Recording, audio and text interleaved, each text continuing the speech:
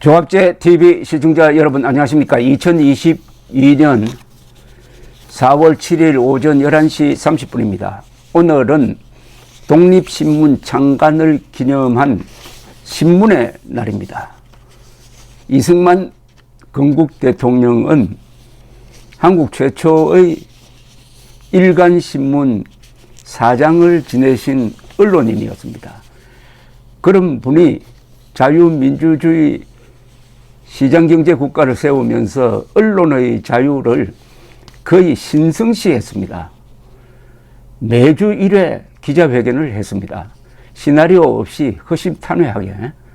이걸 윤석열 대통령이 본받는다면은 청와대에 들어가도 뭐 절강 같다, 궁궐이다라고 이야기하지만 거기서도 얼마든지 소통하는 대통령이 될 수 있습니다. 장소가 문제가 아닙니다. 이승만 대통령은 6.25 전쟁 중에도 언론 검열을 하지 않았습니다.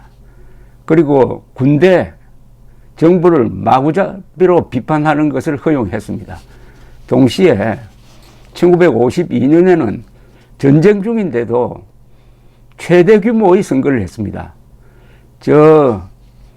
군수 면장까지 뽑았습니다. 10,000명 이상을 선출을 했습니다. 이런 분의 희생 덕분에 지난 3월 9일 윤석열 후보가 당선될 수 있었습니다. 대통령직 인수위원회 김한길 국민통합위원장은 이분이 소설가로도 유명합니다. 그리고 방송인이기도 했습니다. 그런데 오늘 이런 발언을 한 것으로 보도가 되었습니다. 윤석열 대통령 당선인의 대통령 집무실 용산 이전과 관련해가지고 김영삼 전 대통령, 즉 YS가 대통령이 되고 하나회를 척결하여 굉장히 용감한 결단이었다고 평가받지 않았나. 용산 시대가 열리면 또 한 번의 아주 용기 있는 결단으로 기록될 것이다 라고 했습니다. 연합뉴스와 인터뷰한 내용입니다. 용산 집무실에 대해 이같이 말하면서 국민 통합 요소도 포함해서 역사적으로 엄청난 일이다. 길게 보면 역사적인 큰 결단으로 남을 것으로 보인다고 했는데요. 부연 설명으로 이렇게 했습니다. 5년 전 광장의 촛불 정신을 이야기할 때 어떤가는 부분은 제왕적 대통령제를 그만하라는 것이었다. 그래서 박근혜 전 대통령이 탄핵된 것이고, 그래서 문재인 당시 후보가 청와대를 공약했지만 이런저런 제약이 있다며 그냥 남으면서 제왕적 대통령제가 5년 연장됐다. 청와대는 제왕적 대통령제를 벗어나기 힘든 구조다 라고 했습니다. 집무실 위치는 광화문이 중요한 게 아니고 청와대를 벗어나겠다는 데에 방점 찍힐 것이다. 이사 비용 문제로 왜곡하는 것은 본질이 아니다. 대장동에서 남긴 돈의 반의 반만 있어도 충분히 이사한다고 했습니다. 이 글을 쓴 사람이 또 야당 대표도 한 적이 있는 사람이 어떻게 이렇게 무모한 이야기를 하는지, 이런 사람들이 윤석열 당선인 주변에 모여 있다고 판단할 때 5년 뒤가 걱정이 됩니다. 하나하나가 이게 사실과 다릅니다. 집무실 위치는 광화문이 중요한 게 아니라고 했는데, 그러면은 윤석열 후보는 왜 광화문 시대를 열겠다고 했습니까? 그때 용산 시대를 열겠다고 했으면은 엉뚱한 이야기 한다고 아마 그것 때문에 공격을 받아가지고 낙선했을지 모릅니다. 이거 좀 심하게 말하면은 공약 사기 아닙니까? 광화문 시대 연다고 했으면은 광화문에 옮기든지 안 되면은 중단했어야죠. 그 다음에 제왕적 대통령제가 5년 연장되었다. 청와대는 제왕적 대통령제를 벗어나기 힘든 구조다. 이건 정치인이 할 이야기가 아니죠. 뭐 무속인이 하면 모르겠습니다. 그것도 아주 저급한 사람. 아니, 제왕적 대통령을 바꾸려면은 지금 이걸 제왕적 대통령제라고 하는 것 자체가 문제입니다. 제왕적 대통령이면은 세습을 해야죠. 그런데 대통령제에 문제가 있다면 헌법을 바꿔야지 뭐야 청와대를 옮깁니까? 헌법에 여러 가지 견제장치를 두든지 하면은 되고, 지금 헌법으로도 충분히 대통령의 너무 강한 권력 행사를 약화시킬 수가 있습니다.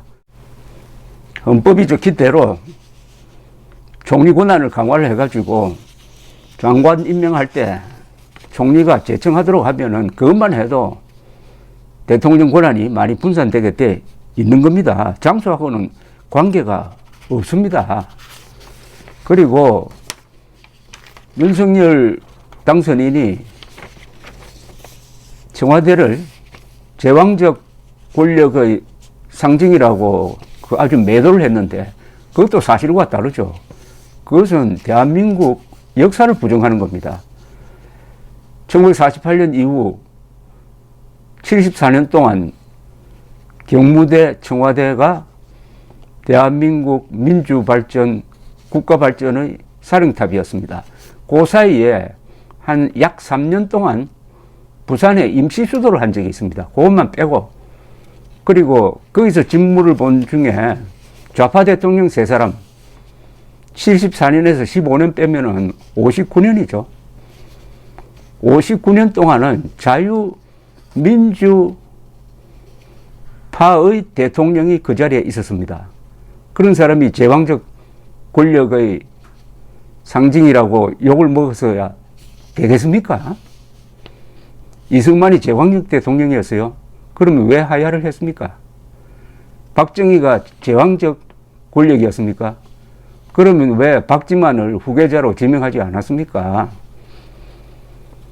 자, 그 다음에 국민 통합 요소가 된다고 그랬는데, 이건 지금 여론조사를 이분이 안 본 모양인데, 여론조사에서는 과반수가 반대하고 있습니다. 국민 통합이 아니라 국민 분열의 상징이 되었고, 앞으로 두고 5년 줄창 저게 국민들의 손가락질을 받을 것입니다. 국민 분열의 대통령 집무실이 이미 되어버리고 말았습니다. 그 다음에 이 김영삼과 비교한 게 참 불길합니다. 그러면 김영삼의 정치적 기록에서 가장 부정적인 게 뭡니까? 한국 현대사를 부정한 거죠. 역사 바로 세우기란 이름으로. 그리고 역사 속에서 정리하기로 일단 합의가 되었던 12.12 광주 사태, 이걸 정치적 이유로 다시 끄집어내어가지고 전직 두 대통령을 구속, 수감, 재판하고, 그리고 오늘날과 같은 이런 한국 현대사 부정의 이 획기적인 계기가 된 5.18 특별법을 만든 사람이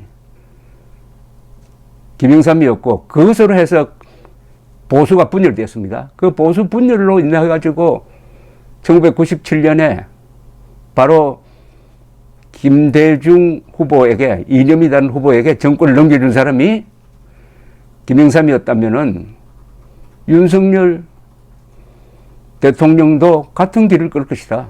즉 용산 이전으로 국민을 분열시키고 보수를 분열시키고 해가지고 결국은 정권을 다시 좌파에 넘겨줄 것이라는 일종의 예언처럼 들립니다. YS가 대통령이 되고 하나회를 척결해서 굉장히 용감하다는 결단이라는 평가를 받았다. 하나회는 군내 사조직이었는데, 이때 하나회는 노태우 정부를 거치면서 탈정치화가 되어 있었습니다. 그렇더라도 뭐 정리를 할 수는 있어요. 그러나 그게 용감한 결단이었다고 하는 것은 어불성설입니다. 이 정도 가지고 용감하다는 표현을 써서 되겠습니까? 용감하다면 저 젤렌스키처럼 해야 용감합니다. 권력자는 힘이 있는데 자기 목숨을 던질 정도의 결단이라야 용감한 거지. 아니, 한마디 지시하면 딱 이루어지게 되어 있는데 그게 무슨 용기하고 아무 관계 없습니다. 그리고 하나회 척결도 너무 무리하게 되었습니다. 하나회 멤버가 정치 성향도 있었지만 또 군인으로서 장교로서 실력 있는 사람들이었어요. 그 사람들을 옥석 가리지 않고 다 몰아낸 그 뒤에 들어온 이 국군 지휘부가 그전보다 나았느냐? 거기에는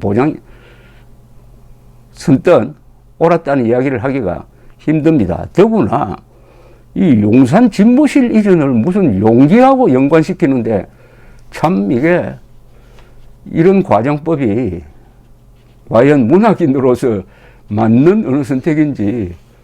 아니 이거는 첫째 이번 용산 이전은 첫째 법적 근거가 없습니다. 무법입니다. 무법. 그것도 없이 하고 있습니다. 국회 동의가 필요합니다. 그리고 최소한 국민 여론조사 공청회는 한 분 정도는 해야 될 것 아닙니까? 인수위가 이런 거 못하게 돼 있어요. 인수위가 법적 권한을 넘어선 결정을 하니까 바로 문재인 대통령이 견제를 한 겁니다. 거기에 대해서 손을 들어버린 거죠. 방어가 안 되고 그냥 제발 좀 예비비라도 주세요 해가지고 매달리고 말았습니다. 이게 무슨 꼴입니까? 법적 뒷받침 없이 출발했다는 거. 그 다음에 뭡니까? 국민 무시, 국군 무시. 다만 조선일보를 비롯해서 이 우파 진영의 언론이 그냥 팬클럽처럼 비판 의식을 결여한 상태에서 이미 결정된 것 비판해봤자 할 수 없다 해가지고 마지못해 묵묵히 방관한 거죠. 그 사이에 국민 여론은 더 악화되고 윤석열 지지는 더 떨어지고 했습니다. 이게 무슨 용기입니까? 이 용기와 무모한 것을 구별하지 못하면은 이 큰일 납니다. 이걸 용기라고 생각하면 앞으로 윤석열 대통령이 또 무슨 일을 이런 식으로 할지 그게 걱정입니다. 그리고 이번 청와대 이전은 청와대를 2개 만드는 겁니다. 하나는 국방부 집무실, 또 하나는 밤에 잠을 자는 한남동에 있는 공관. 근데 거기서 보내는 시간이 더 길어요. 그러면 거기도 철통같이 경비하고 미사일 방어부대 만들고 경호 인력 상주시키고 비서실도 거기 따로 둬야 될 겁니다. 왜 이렇게 두 집 살림을 합니까? 이것도 용감한 겁니까? 김영삼 전 대통령 역사관이 삐뚤어져 가지고 김영삼 대통령도 윤석열 당선인처럼 아주 친화력이 있는 분이었습니다. 민주투사로서는 참 그만한 사람이 없습니다. 또 좌익으로 넘어가지도 않았습니다. 법을 지키려고 했습니다. 그런 김영삼도 대통령이 되니까 사람이 달라졌습니다. 특히 대한민국 역사를 부정적으로 보면서 그 역사관에 기초해가지고 한국 현대사의 가장 중요한 건물인 옛 중앙청을 민족 정기를 회복한다면서 때려 부수고 말았습니다. 민족 정기는커녕 그 2년 뒤에 외환 위기를 맞아가지고 국가 부도 사태로 간 것 아닙니까? 그런 김영삼을 윤석열 당선인과 비교했다. 그것은 윤석열 당선인에 대한 모독입니다. 팬데믹으로 세계 전체가 좌경화하고 있는 포퓰리즘 득세 시대에 대한민국 국민들이 정신 차려가지고 좌익 포퓰리즘에 넘어가지 않고 극좌 세력이 잡았던 정권을 피 한 방울 흘리지 않고 정권을 다시 가져왔다. 그 앞에 윤석열 후보가 있었다. 아니 이런 윤석열 후보를 김영삼에 비교하면 되겠습니까? 감사합니다.